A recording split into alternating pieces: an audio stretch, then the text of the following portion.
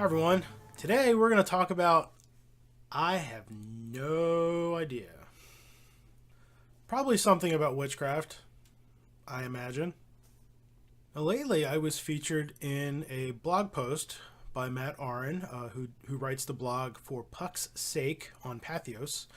Matt asked me and a bunch of other traditional witchcraft people what they thought the best beginner books were for traditional witchcraft. I was featured in this article along with Daniel Schulke, who's the current main person with the Cult of Sabati. Shawnee Oates, she's from she's the head person with Tubal Cain, with Tubal Cain, which is Cochrane's surviving tradition. Gemma Gary, beloved author who I've spoken with on the podcast. Lee Morgan, another author that I've spoken with on the podcast. Robin Artisan, who I haven't spoken with. Nigel Pearson, as well, author of several books, one of being Treading the Mill. I think that was everyone. I haven't spoken with Nigel. And then there was me, which I was really shocked about being included in that list. Not that I don't think I belonged in that kind of a context, but to be listed among those other people was humbling and just kind of like, whoa. I don't know what else to say about that. I mean, I appreciate it, and I thank Matt tremendously for that. But to put me along, up in the ranks with Daniel Schulke and Gemma Gary and Shawnee Oates and others, I was a little taken back by it. I was like, "Who? Fuck!" Like I felt like the odd one in the group. So I don't know. I mean, maybe I've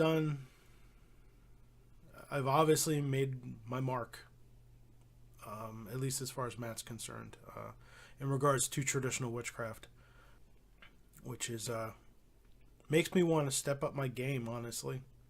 To feel like I've earned that. Like, I don't know if I necessarily feel like I've earned that kind of recognition personally. I mean, there are other bloggers, for example, who have done a lot more in regards to expressing their thoughts and opinions about traditional witchcraft than I have, other than what I've said on the show and in some of the interviews that I've participated in.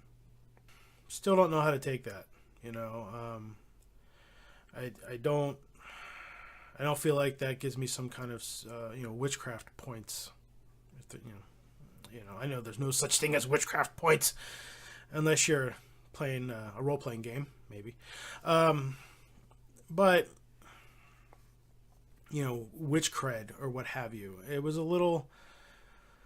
Yeah, obviously, I can't express it. I don't know what to think of it. It's just like, wow, shit, fuck. Those are probably a lot of words that have been coming out of my mouth a lot since then. As far as these videos go, I'm trying to do this at least weekly, so this is kind of my week attempt at doing a video. I don't really have anything to talk about. I mean, life. I have a day job. I have a fiance. We have life. We have friends. We have things that go on. I'm always a witch. But I have a job. I don't always get a chance to do ritual or what have you, and I do small things on my own in regards to my practice. Whether it's you call it prayer or just conversation with the land or spirits or what have you. I guess maybe that's something to talk about. There's a lot of things online about what makes a witch. And there's a lot of pictures on Tumblr and Instagram that are there to show people's witchiness and to express their witchiness, and some of those photos are really beautiful. But doesn't make someone more witchy. No, No, it's just it's an aesthetic. I mean, there's a lot of that whole aesthetic thing, witchcraft aesthetics going around online, especially with the basic witches book and that whole thing that it's this aesthetic. It's not necessarily a lifestyle or a path. It's just a way to dress and present yourself to the world. I guess. I'm not gonna shit on anybody's parade. I don't, that's not cool. But I mean, how I look at that is people who want to promote like a witchy aesthetic and live and not even actually practice witchcraft, which that's I guess another issue entirely. But just this witchy aesthetic thing. I think any additional aspect of witchcraft and paganism that makes their way into mainstream culture only helps us as a whole. Now, you can complain and bitch and nitpick, but it makes it more normal. It makes it more acceptable, not as shocking. And I guess if you're going for a shock value, that could be disheartening that it's no longer as shocking as it used to be. But it creates this buffer between, fear and concern and what we may do in our private lives. And that's actually a good thing. That buffer that exists, that we can hide within that greater culture of that greater mainstream culture of witchcraft. I'm doing hands right now. You can't see it because of how I have those settings on my camera. This greater witchcraft, I'm looking at the screen, this greater witchcraft culture that we all kind of exist within. At the outer edges might be these basic witch people who dress in a particular way to create a particular aesthetic, and more inside are people like me or you, where we can kind of just hide in the crowd and be silent like you're supposed to. The authenticity issue has come about again online, witchcraft and authenticity. And to really get into this topic of like the authenticity and validity of witchcraft or someone's witchcraft, that would cause me to shit on people, and I don't want to shit on people. That's not polite to do that in a very public venue such as this video. But as far as my own practice goes, if what you're doing, well, this is how I like to address the whole authenticity and validity thing. Okay? I can provide you with an authentic recipe to make an Italian red sauce, right? But if the sauce that the recipe produces tastes like shit, is it valid?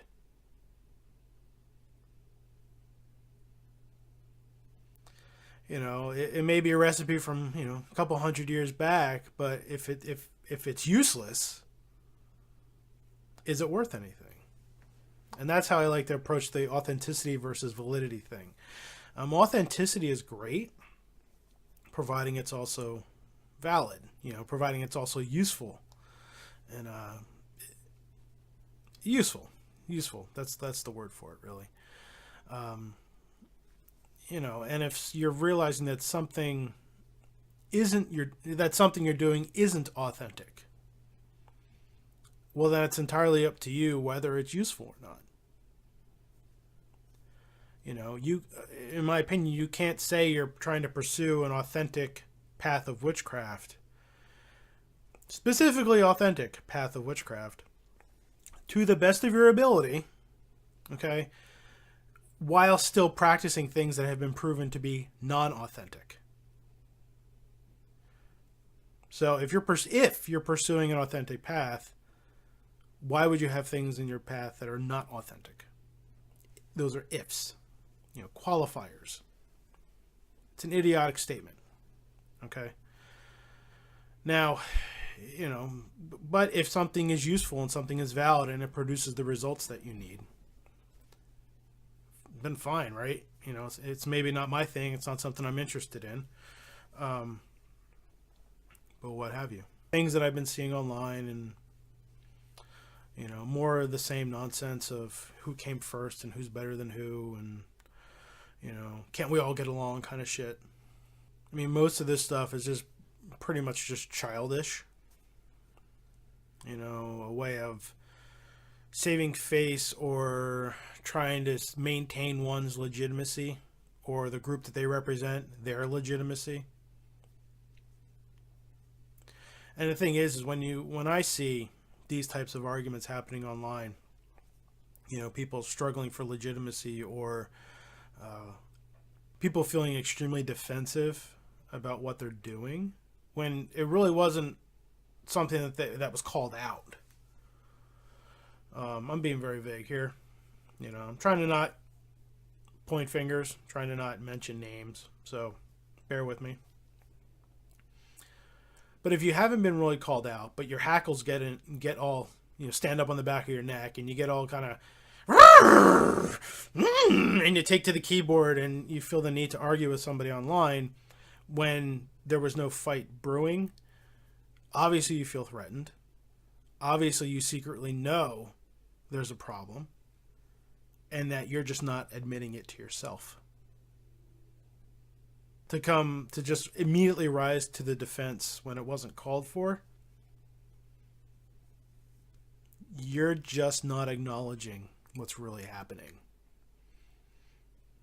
That what you're doing is no longer as needed, no longer as necessary, dare I say, no longer as useful as it used to be.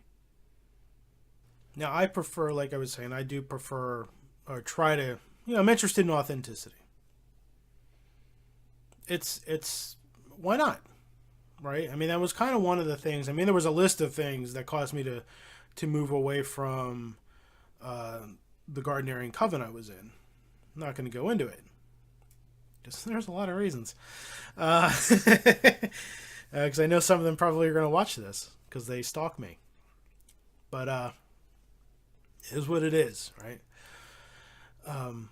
But one of the things was, I was already kind of moving away from it for a variety of reasons. But at the same time, with the growing traditional witchcraft movement that was happening online, it was kind of like, hey, there's this thing over here. These people are, like this traditional witchcraft thing. These people are looking into stuff, they're looking into history in a new way. They're interpreting things in a new way and trying to find out what it was. Interesting. So it's like there's this opportunity to maybe learn about something that is a little bit more accurate, authentic to some degree. Granted, there's always going to be a modern spin on it because coming from a modern place, you're going to have a modern perspective on the past. It's just what happens. But it kind of goes along with the idea that if we know certain ideas about witchcraft weren't true, why are we holding on to them? Right? It's not a pissing match. It's just a reality check. If we know certain things about witchcraft weren't true, like the fertility cult thing that predated Christianity and dwelled in the darkness and emerged with Gerald Gardner, okay? If we know that story was fake, okay? That Margaret Murray, she actually took that theory from somebody else. It was earlier in the 19th century. It was an excuse, like the whole witch cult thing. It was an excuse to justify the burning times, the witch trials, and all that kind of stuff. I don't know the name off the top of my head, and I don't have the book that I can find it in, but it's a History of Witchcraft by Jeffrey B. Russell and Brooks Alexander. The second edition. It's in there. It mentions it briefly. That whole theory was originally done to justify the trials and the execution that happened, the mass execution that happened during those hundreds of years. But then Murray flipped it and turned it into something else with her witch cult in Western Europe thesis. But if we know that wasn't true, for example, just one little thing, if we know that wasn't true, then why are we holding on to it? And if we know a lot of what we're doing as a general community is based upon this fallacy, this claim, then maybe we need to reevaluate things. Why not? We could be missing out on an opportunity to grow and to learn more about the subject that we all seem to be so interested in. Well, if you like what you heard, leave me a comment, send me an email, visit me online at infinite-beyond.com. Check out the podcast, Down at the Crossroads, available on iTunes and Stitcher and iHeartRadio and Google Play and all sorts of other places. You could find it along with other podcasts. The show Down at the Crossroads, and find me online at infinite-beyond.com. And if you like what I've had to say here, subscribe to this channel, and we'll grow together. So, peace.